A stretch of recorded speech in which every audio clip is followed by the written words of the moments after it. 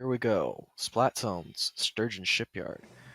Part of Crusaders, we have a heavy remix, a Kensa Splattershot Pro, a custom dually squelchers, and a dark tetra dualies, which I've seen before. I've actually tried it because of what I've seen them play with it. It's not bad at all. The other end, we have another heavy remix and Kensa Pro, along with a mini and a slosher deco instead. Looks like OctoInkers goes down first with 2 dropping and allows Crusaders to take this fairly large zone. From the left side, though, from OctoInkers' point of perspective, we had... never mind, it's too late now. The game moves too fast. Waller going in after the Splatling and Dualies, and Dualies is going to get cut there, and Splatling is also going to get taken down by the Dualies. It's down to the Detras, who has to jump out to avoid that Booyah Bomb and the incoming enemies. Alright.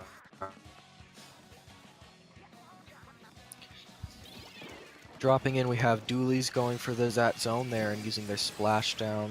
I've seen that tactic for one too many times myself, so you have to be aware for that move against the Crusaders. We'll give you lots of advice for beating the Crusaders today. Apparently, we know them very well here. They're both a friend of ours and a team we've seen every week now, or every month now. Remix is gonna get pinched. It's gonna get picked. No, are they? No, he was waiting. Interesting. He does get that pick, but not as quickly as I thought. Potentially, he was waiting on those two to move up. Either way, it doesn't work, and Crusaders takes the zone and the lead there, with Pro coming around from the back there and getting immediately marked by the Remix. Remix takes him out and starts working on that baller and his escape route. Does not quite get that to work though. Unfortunately for Crusaders, that's going to be a wipe for them, and the OctoInkers are going to attempt to push up to lock the Crusaders out.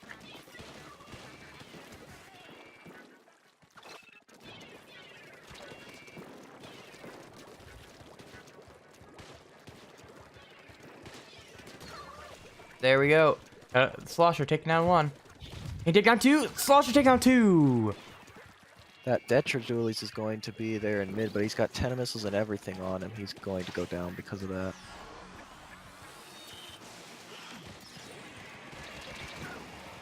This is Crusaders' chance. Going to... Oh, 2v3. They're going to take that zone, though. That's going to save them a lot of pressure. Splatling trades there really could not afford much of that. Here comes the other Booyah Bomb right into the top there to try to save his life, and he does successfully do that.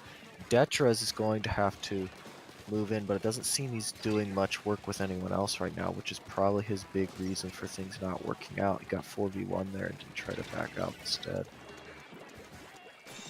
Crusaders need to... You gotta make sure they work together here to push in and be able to stay in.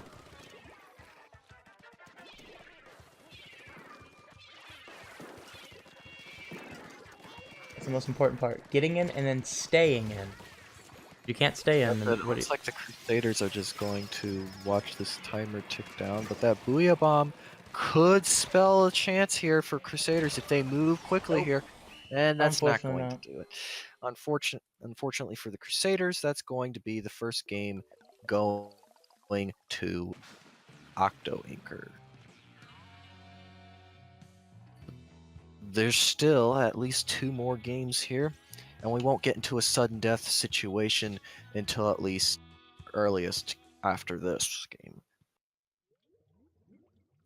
Crusaders can come back by taking this next game here, and that next game is going to be Tower Control Anchovy Games. Anchovy is such a lovely course. And I mean that in a changes to it since the first game, but still a fun map to play on.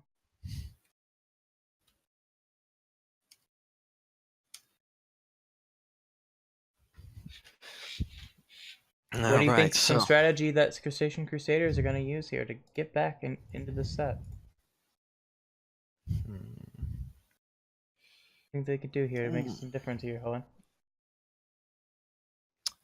I'm unsure what exactly they're gonna do here. I would suspect they're gonna, for weapons at least, they'd pick the heavy with Stingray for obvious reasons. But if they want one area to improve, I'd have their Detras try to work more with their Pro or their That's a big possibility there. Splatter Shot, T-Tech. They've had T-Tech sometimes. I don't think they're T-Tech players here right now, but yeah. Yeah, no T-Tech today, but end parries is something they could work with. Play Skirmisher plus Slayer. End parries is definitely a good Slayer. Detra's not a bad Skirmisher, so we'll see what happens there. Starts with end parries moving way up, and he's going to get punished for that immediately. A little bit of an overextension there without having their team behind them. Couple overextensions, actually. Detras goes in alone too. Right. Seems like maybe a little bit of a panic mode after losing that first game, but they know they can do it. If they can get themselves together, they can do it. They do get two there. They get two there, and now they can start. Stingray way in the back for obvious reasons, but otherwise they got everyone together right now, which is not a bad thing. John almost gets one there. The push-up. Tower now going to be under fire from the heavy. Got kind of a free shots on the tower.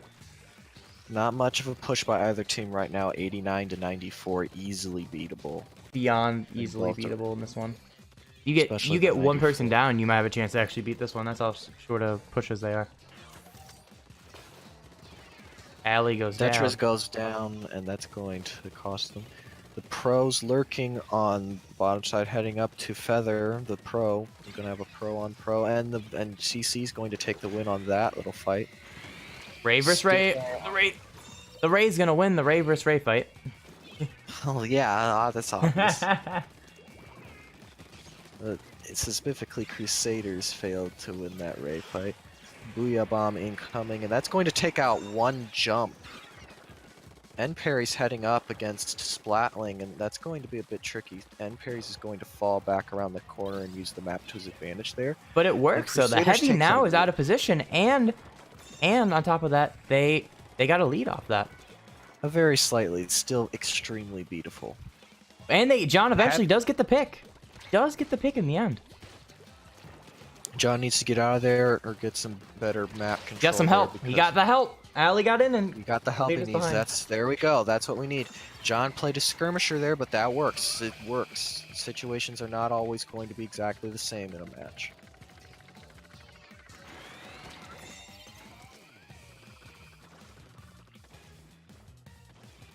The Inkjet tries to go in and gets that Stingray, but it gets picked off. Crusaders are going to clear this first checkpoint and get to the 68, maybe more? No. This second at least. An attempt to push more but get picked off. Splatling staying back, getting some turf, getting a Stingray ready. Ooh, gets picked there though. No Stingray today. Looks like Detra's about ready to splash down, but gets picked before it can happen. And end parries is going to get picked there too if they don't be careful. End parries going up to try to take out that Stingray. A little out of position. And as a result, Crusaders lose the lead. Lots of time left though. Still over a minute and a half. Slosher's just going to go right in on Oh, that Para gets slid up by the baller and gets taken out. Moving from 53, here comes a Stingray on behind tower, gets picked. That Kunder's still on tower. Kunder gets two. Wow, what a great play from the Kunder. Might be the slowest killing weapon in the game, so it's harder for them, but they can still make those plays if the situation's right. Especially with torpedoes. Yeah, Kunders can be a force to be reckoned with if you ignore their torpedoes and or they have help. And most likely Kunder got those because of the help in the form of the previous players who took him out. Slosher goes down there, but also gets the explosion. It looks like this push is going to head to the 44 and more. Complete wipe is going to move this up and up. OctoInkers continue their big push against Crusaders. Crusaders try to assault the tower and choke. One goes down, two goes down for the Crusaders.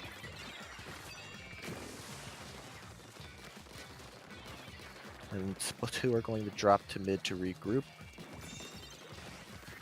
Detra is going to dance and going to have to drop to mid and then jump or die.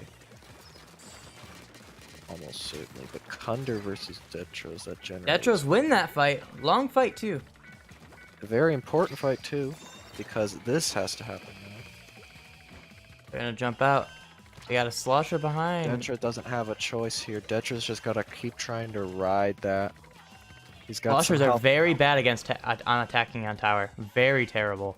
One of the worst weapons It's in the going game to be do it, game but they do 2 get from them the down. OctoInkers to put this set into sudden death.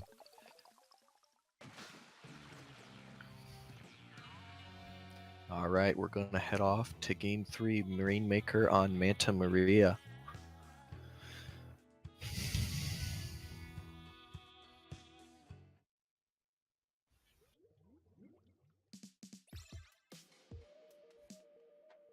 Wonder if Crusaders, if they can get it together, they can do it. We've seen what they can do. Oh in the yeah, I've past. seen comebacks. I've seen plenty of comebacks, so I believe they could get this done here. But if they do OctoInkers it right now beyond showing what they can do. OctoInker needs to keep this pressure up and try to, if Crusaders, if their morale's down, they need to fix that as quickly as they can. And OctoInkers need to take this power and push it through, but also match the desperation the Crusaders will have, assuming that is used appropriately. Because if you misuse your desperation, you're going to feed in panic, which is obviously not going to help you at all in this situation. In fact, it's going to make it easier for the other team to win. So, if OctoInkers want to win this, they need to keep showing what they've been showing and match any appropriately used desperation that the Crusaders use, and they should be off to our grand finals. On the other X spectrum, Crusaders have a lot of, and they have a DC too, so we'll be redoing this. Go ahead. Hopefully here they'll go ahead and check out. We'll check up and hopefully Crusaders will stay in spawn, because that would not be the best idea just to try to take this 3-4. Never a smart idea to purposely take one. The DC will have the exception to be able to change, or the DC happened beforehand, so weapons can be changed between this game. Since it was a DC between match, so these weapons are allowed to change if they'd like. Crusaders smartly staying in spawn. This is just going to be a giant game of please pick up the Rainmaker and take it to the enemy goal as quickly as possible. One of the hardest matches to win. You can see that desperation in their eyes. Man, such a quick game there, unfortunately. And what a 3-0 sweep. Wait. Nope. We feel like doing it again. We feel We just feel like it. We're gonna make OctoInkers get 4 wins here. So make them do it again. Leave it on the screen here, not worth it. Who DC'd? Was it Para? Feather. Oh, okay. I was gonna make a pun.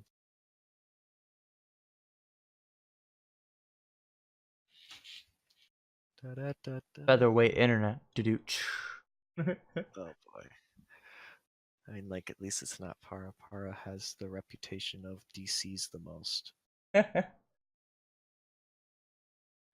Off we go to actual Rainmaker on Manta Maria. Yep. The last match totally did not count, and now we have to make it so Crusaders need to win 3 of these next 3, and OctoInkers need a total of 4 of them. They have 3 now. Alright, off we go. We got Heavy Splatling, N-Zap, Clapples, and T-Tech. Different setup going on here. It's obvious which the 2 aggressors are and what the supports are for them. On the other side, we have Mini, Heavy, K-Pro, and K-Slosher. Jeez, Slosher Deco. First side to take one down is going to be OctoInkers, and then there's going to be a trade. Stingray ready on Crusaders' part. Question will be, will they use it and how will they use it? One jumps out, one jumps in, and the Splatling goes down on Crusaders' part. Tech up top, going to jump down and push into Street. Ooh, and they just get a block there. T-Tech comes behind and takes out the Rainmaker to buy the Crusaders some time, though. So this isn't good for the Crusaders. They cannot afford this. They go down to Splatling. And the other Splatling carrying the Rainmaker pushes up. And off they go. They're heading to there. They got to the 23, but they've still got two there. One in the back. In front, they're going to pop and run. 4-3-2 game. That's going to be the actual end of this. It's going to be a 3-0. 3-0 for the Octo Inkers.